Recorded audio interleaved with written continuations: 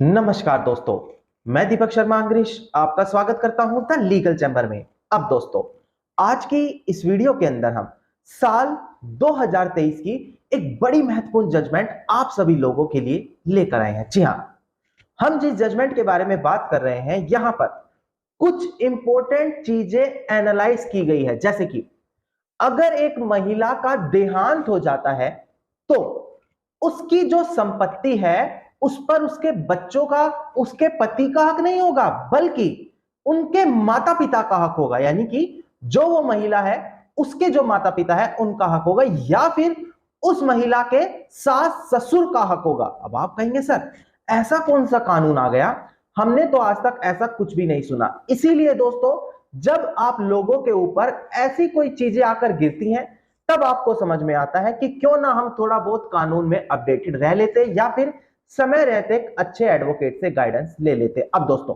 मैं आपको क्लैरिफाई कर दूं कि कोई भी नया संशोधन हिंदू उत्तराधिकार अधिनियम यानी कि हिंदू सक्सेशन एक्ट में नहीं हुआ है पहले से ही। अगर आप हमारे सेक्शन नंबर 15 सब क्लोज 1 और सब क्लोज 2 पर नजर डालते हैं, वहां पर ये पॉइंट ऑलरेडी क्लैरिफाई की गई है, पर आप लोगों को इनकी नॉलेज नहीं है। इसी वजह से ही आप लोग यहां पर इस चीज से अपडेटेड नहीं रहते। अब दोस्तों, आज मैं आपको सेक्शन नंबर 15 सब क्लोज 1 सब close 2 of Hindu succession act और साथ ही साथ साल 2023 की जो महत्वपूर्ण जजमेंट आई है वो आप लोगों के साथ डिस्कस करने वाला हूं। अब दोस्तों, अगर आप लोगों को हमारी ये वीडियोस अच्छी लगती हैं, आप लोगों को मेरी तरफ से किए गए एफर्ट्स अच्छे लगते हैं, इसके अलावा अगर आप मुझसे पर्सनली कंसल्टेशन यानी कि लीगल एडवाइस लेना चाहते हैं तो डिस्क्रिप्शन में आप लोगों को नंबर दिया है, उस नंबर पर जाएं, अपनी कॉल करके कॉल बुक कराएं और डायरेक्टली मुझसे 1-to-1 कंसल्टेशन करें। अब दोस्तों, हम आज की इस वीडियो को ज्यादा लंबा ना करते हुए आज की इस वीडियो को स्टार्ट करते हैं।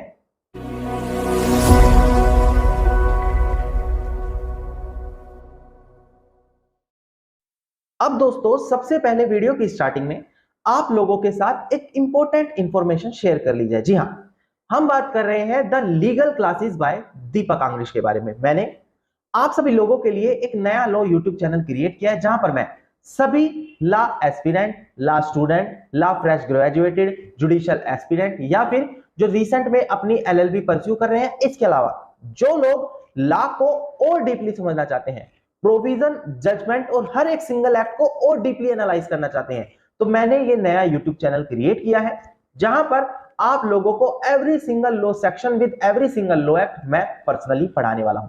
अगर आप हमारे साथ वहां पर कनेक्ट होना चाहते हैं, डिस्क्रिप्शन में जाकर आप उस चैनल को सब्सक्राइब करके साथ में नोटिफिकेशन बेल आइकन जरूर ऑन कर दें। अब दोस्तों, हम बात करते हैं सबसे पहले वीडियो की स्टार्टिंग में सेक्शन नंबर 15 सब क्लोज 1 सब close 2 of Hindu succession act. बहुत ज्यादा इंपॉर्टेंट सेक्शन है दोस्तों। हो सकता है इस सेक्शन के अंदर दी गई इंफॉर्मेशन आप लोगों को आज तक ना पता हो, तो डिस्प्ले पर देखकर इस सेक्शन को बड़ी ध्यान से समझिएगा। देखिए दोस्तों, डिस्प्ले पर आपको दिखाई दे रहा होगा section number 15 of Hindu succession act 1956। इसका सब क्लोज 1 में सबसे पहले वो कंडीशन बताई गई है जब एक फीमेल हिंदू डेथ कर जाती है बिना किसी विल वसीयत को बनाए हुए। ऐसी कंडीशन में अगर कोई विल वसीयत नहीं है तो जर्नल रूल होता है जो सक्सेशन का, उसके हिसाब से उसकी प्रॉपर्टी आगे डिस्ट्रीब्यूट होगी। यानी कि सरल भाषा में समझाऊं, अगर किसी महिला का देहांत हो गया तो देहांत होने के बाद उस महिला की संपत्ति पर किसका अधिकार होगा अगर वो महिला कोई विल वसीयत नहीं बना के गई। ये चीज हमें सेक्शन नंबर 15 सब क्लोज 1 में बताई गई है। अब ध्यान से देखिएगा किस किस का अधिकार है। पहला कहते हैं उनके बेटे, बेटी और हस्बैंड का अधिकार होगा। किसके? महिला के। अगर किसी बेटे या बेटी का देहांत हो गया तो आगे जो उनके बच्चे हैं उनका उसमें अधिकार आ जाएगा। अगर बेटा, बेटी या हस्बैंड कोई भी नहीं है, उसके बाद किसका अधिकार होगा? इसका बी पॉइंट देखिए, upon the here of the husband, यानी कि जो उस महिला का पति है उसके जो हियर्स हैं, उसके जो उत्तराधिकारी हैं, उसका उन पर हक आ जाएगा, जैसे कि हस्बैंड के माता पिता, उनके भाई बहन, उन सभी लोगों का। इसके बाद अगर हस्बैंड का भी कोई उत्तराधिकारी नहीं है तो तीसरा पॉइंट कहता है upon the mother and father, यानी कि जो उस महिला है जिसका देहांत हो गया उनके माता पिता के पास उस संपत्ति को दे दिया जाएगा। अगर उनके माता पिता भी जीवित नहीं है तो डी पॉइंट कहता है upon the here of the father, यानी कि जो उस महिला के पिता है उसके जो उत्तराधिकारी है उसके पास वो संपत्ति चली जाएगी। अब ये भी लोग वहां पर जीवित नहीं है तो लास्ट आता है upon the here of the mother, यानी कि जो वो महिला है जिसका वो देहांत हो गया, उसकी जो माता थी उनके उत्तराधिकारी के पास ये संपत्ति चली जाएगी। ये हमें सेक्शन नंबर 15 सब क्लोज 1 में बताया गया है, जो एक जनरल रूल है। हम सभी लोग जानते हैं जब किसी पुरुष या महिला का देहांत होगा तो सबसे पहले उनके बच्चे और उनके पति का उसके अंदर अधिकार आएगा। ये चीज सेक्शन नंबर 15 सब क्लोज 1 में भी क्लैरिफाई कर दी। अब आप कहेंगे सर इसमें क्या नया है? देखिए अब इसका सब क्लोज 2 में आपको क्लियर करने वाला हूं। यहां पर आपको एक नया कंसेप्ट क्लियर होगा, बड़ी ध्यान से देखिएगा दोस्तों। डिस्प्ले पर देखिए दोस्तों, सब क्लोज 2 दिखाई दे रहा होगा। यहां पर कहा गया है, इसका ए पॉइंट देखिए, any property inherited by female Hindu. अगर कोई महिला अपने पिता से, अपने माता से किसी प्रॉपर्टी को इनहेरिटेड करती है, इनहेरिटेड करने का मतलब उस महिला के माता पिता का देहांत हो गया, देहांत होने के बाद जो उनके माता पिता की संपत्ति थी वो उस महिला के पास आ गई, इसको कहते हैं लॉ ऑफ इनहेरिटेंस। अब ऐसी स्थिति में क्या होगा? In the absence of any son and daughter of the deceased, यानी कि जो वो महिला है जिसने वो प्रॉपर्टी ली है, अगर उसका देहांत हो जाता है और देहांत होने के बाद उनका कोई बेटा या बेटी नहीं है, तो क्या होगा? वो जो प्रॉपर्टी उस महिला के पास आई थी वो कहां चली जाएगी वापस? Upon the here of her father, यानी कि जो वो महिला है जहां से उसकी प्रॉपर्टी आई थी वो वहीं पर वापस चली जाएगी। यहां पर अगर आप देखते हैं उसके हस्बैंड का अधिकार यहां पर नहीं दिया गया, और इसमें यह भी लिखा है, डिस्प्ले पर देखिएगा, not upon the other here referred in the subsection 1।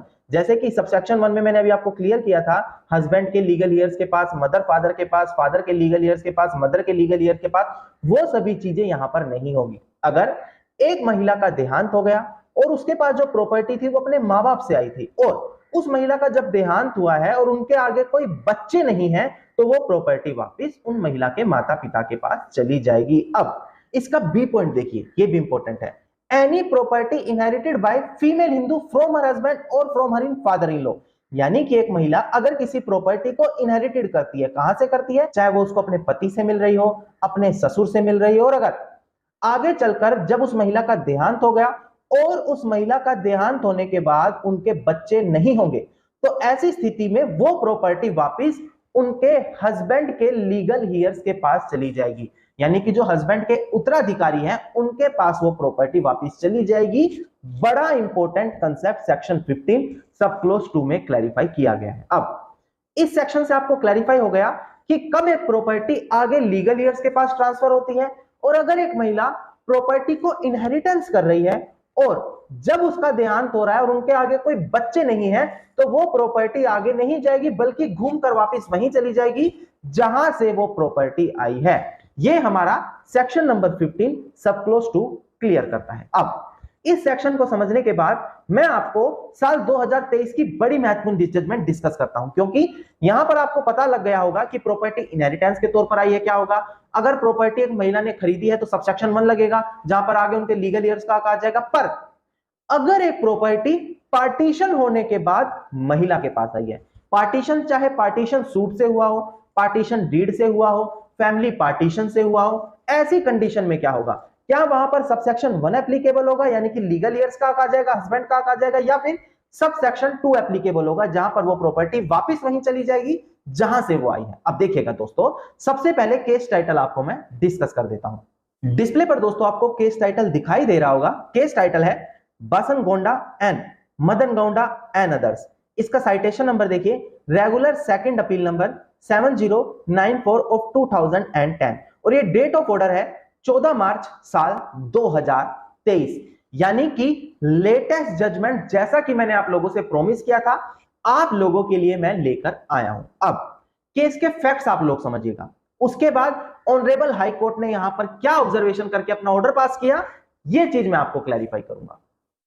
अब दोस्तों प्रेजेंट केस में आपको केवल 2 व्यक्तियों को याद रखना होगा। मैं सिंपल से सिंपल लैंग्वेज में क्लियर करने की कोशिश करूंगा, ध्यान से समझिए। देखिए, ईश्वरम्मा नाम की एक महिला है जिसने अपने जीते जी एक फैमिली पार्टीशन करते हुए फैमिली सेटलमेंट के तहत एक ओरल पार्टीशन कर लिया, यानी कि मौखिक रूप से अपने पारिवारिक संपत्ति का बंटवारा कर लिया, जिसके अंदर उनके पिता का अधिकार आ गया, ईश्वरम्मा नाम की महिला का अधिकार आ गया और उनके भाइयों का भी अधिकार हो गया। बाद में उन लोगों ने ओरल पार्टीशन को एक मेमोरेंडम के तौर पर सेव करके रजिस्टर्ड भी करवा लिया। नाउ प्रेजेंट सिनेरियो में क्या होता है, वो ईश्वरम्मा नाम की महिला का देहांत हो गया। अब ईश्वरम्मा नाम की जो महिला है उसका जो हस्बैंड है बसनगौंडा, उनका कहना है कि ये प्रॉपर्टी पर केवल और केवल मेरा अधिकार है। ऐसी स्थिति में जब हम इस प्रॉपर्टी पर रह रहे हैं तो जो डिफेंडेंट है, डिफेंडेंट कौन है, ईश्वरम्मा के भाई, उन लोगों ने आकर हमारे पीसफुल पोजेशन को इंटरप्ट किया, हमें प्रॉपर्टी से बाहर निकाला, जबकि आज के समय में उनका कोई भी राइट नहीं बनता। ये कौन कह रहा है, ईश्वरम्मा का हस्बैंड बसनगौंडा। नाउ प्रेजेंट सिनेरियो में यहां पर जो बसनगौंडा है उसका ये सारी चीजें यहां पर कहना था। उनका कहना है अगर हम सेक्शन 15 सब क्लोज 1 देखते हैं तो उसके हिसाब से पार्टीशन प्रॉपर्टी है, रजिस्टर्ड है, हमारा उस प्रॉपर्टी पर अधिकार आ जाना चाहिए। अब दोस्तों यहां पर अब जो ईश्वरम्मा नाम की लड़की है, महिला है जिसका देहांत हो चुका है, उसके भाइयों का कहना है कि प्रॉपर्टी पर हमारा अधिकार होना चाहिए। रीजन, क्योंकि अगर आप सेक्शन नंबर 15 सब क्लोज 2 देखते हैं तो वहां पर तो साफ लिखा है कि अगर एक महिला इनहेरिटेंस के तौर पर अपने माता पिता, सास ससुर या हस्बैंड से कहीं से भी प्रॉपर्टी लेती है और अगर उसकी डेथ हो जाती है और आगे उसके कोई बच्चे नहीं है, तो प्रेजेंट केस में उस महिला के कोई भी बच्चे नहीं थे, तो वो प्रॉपर्टी वापिस कहां चली जाएगी, जहां से वो आई है। और प्रेजेंट केस में प्रॉपर्टी पार्टीशन हमारे माता पिता की प्रॉपर्टी से हुआ है और ये प्रॉपर्टी वापिस कहां पर जानी चाहिए, हमारे माता पिता के पास आनी चाहिए। इसके अलावा यहां पर जो ईश्वरम्मा के भाई है उनका कहना है कि अगर आप लैंड रिकॉर्ड चेक करते हैं तो वहां पर भी हमारा नाम शो कर रहा है, तो ऐसी कंडीशन में प्रॉपर्टी पर राइट हमारा होना चाहिए। बसनगौंडा प्रॉपर्टी पर बेवजह पोजेशन करके जबरदस्ती एस्टैब्लिश थे। बसनगौंडा कौन, ईश्वरम्मा के हस्बैंड। अब दोस्तों प्रेजेंट केस में जो प्लेंटिफ है वो बसनगौंडा है, यानी कि ईश्वरम्मा का हस्बैंड। यहां पर जब उसने ट्रायल कोर्ट में रिलीफ मांगा कि ये प्रॉपर्टी डिक्लेरेशन के बिहाफ से उनकी बना दी जाए, ट्रायल कोर्ट ने उस सूट को डिसमिस कर दिया। नाउ बसनगौंडा इसके बाद अपीलिएंट कोर्ट में पहुंचा। अपीलिएंट कोर्ट ने भी ट्रायल कोर्ट का फैसला सटीक ठहराया और उस सूट की आगे सुनवाई नहीं की। नाउ ये मैटर इसके बाद अपील होकर ऑनरेबल कर्नाटका हाई कोर्ट के सामने पहुंचा।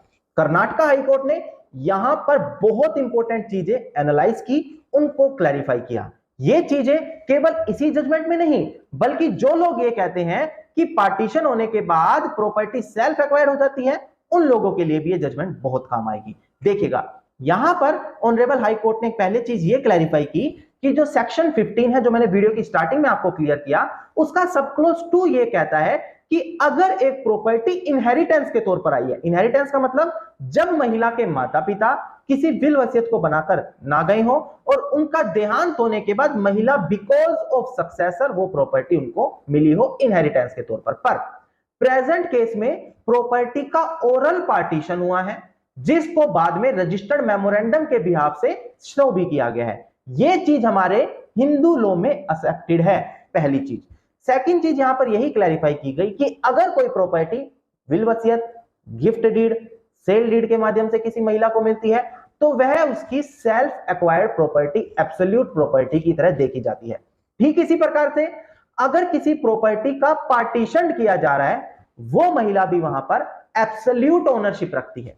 अगर उस महिला की एब्सोल्यूट ओनरशिप है तो जिस समय पार्टीशन हो रहा है उसी समय अगर उस महिला का कोई भी आगे लीगल ईयर जिंदा है, उत्तराधिकारी जिंदा है, तो पार्टीशन के दरमियान ही उन लीगल ईयर्स का उसमें अधिकार आ जाएगा और वो जॉइंट फैमिली प्रॉपर्टी की तरह देखी जाएगी। और अगर प्रेजेंट सिनेरियो की हम बात करें तो यहां पर जब उस महिला का देहांत हो गया और प्रॉपर्टी पार्टीशन हुई देहांत होने से पहले, तो वो सब सेक्शन 1 में डील करेगी सेक्शन नंबर 15 के, ना कि सब सेक्शन 2 के। अब सब सेक्शन 1 के तहत डील करेगी तो प्रॉपर्टी आगे लीगल ईयर्स में जाती चली जाएगी, यानी कि पहला हक होगा बेटा बेटी और हस्बैंड का। और प्रेजेंट सिनेरियो में भी उस महिला के हस्बैंड क्लेम कर रहे हैं तो उस महिला का यहां पर राइट आ जाएगा, उसके हस्बैंड की भी यहां पर ओनरशिप आ जाएगी। यह चीज कर्नाटका हाई कोर्ट ने प्रेजेंट जजमेंट में क्लैरिफाई कर दी और यह कंसेप्ट क्लियर किया कि अगर एक प्रॉपर्टी का पार्टीशन होगा तो वो प्रॉपर्टी पर किसका राइट होगा, किसका होगा, उस महिला का एब्सोल्यूट राइट होगा। और अगर उस महिला का देहांत हो जाता है तो उस प्रॉपर्टी पर उनके बच्चों और हस्बैंड का हक आएगा, ना कि वो प्रॉपर्टी वापस डिवॉल्व हो जाएगी जहां से वो आई थी। प्रेजेंट जजमेंट में ये चीज आप लोगों को क्लैरिफाई की गई है, जिसको मैंने सिंपल सी सिंपल लैंग्वेज में आप लोगों को क्लैरिफाई करके दे दिया है। अब दोस्तों उम्मीद करता हूं वीडियो के अंदर मिली जानकारी आप लोगों के लिए बेहद ज्यादा लाभदायक साबित होगी, क्योंकि आई नो बहुत से लोगों ने पहली बार इस लॉ के बारे में सुना होगा। अगर आप लोगों को मेरी ये वीडियो अच्छी लगती है, आप लोगों को मेरी तरफ से किए गए एफर्ट्स अच्छे लगते हैं, तो मेरा आप लोगों से अनुरोध है वीडियो को आप लाइक, शेयर और कमेंट जरूर कीजिएगा। वीडियो से जुड़ा अगर आप लोगों का कोई भी क्वेश्चन है तो आप कमेंट सेक्शन में मुझे लिख सकते हैं। इसके अलावा अगर आप डायरेक्टली मुझसे कॉल पर कंसल्टेशन यानी कि लीगल एडवाइस लेना चाहते हैं तो डिस्क्रिप्शन में मैंने आप लोगों को एक नंबर दिया है, उस नंबर पर आप जाएं, उस नंबर पर कॉल करें, अपनी कॉल बुक कराएं और डायरेक्टली 1-to-1 मुझसे कॉल पर कंसल्टेशन लें। और अगर आप इसी प्रकार के इंफॉर्मेटिव वीडियोस रोजाना पाना चाहते हैं तो चैनल को सब्सक्राइब करते हुए नोटिफिकेशन बेल आइकन जरूर दबा दें,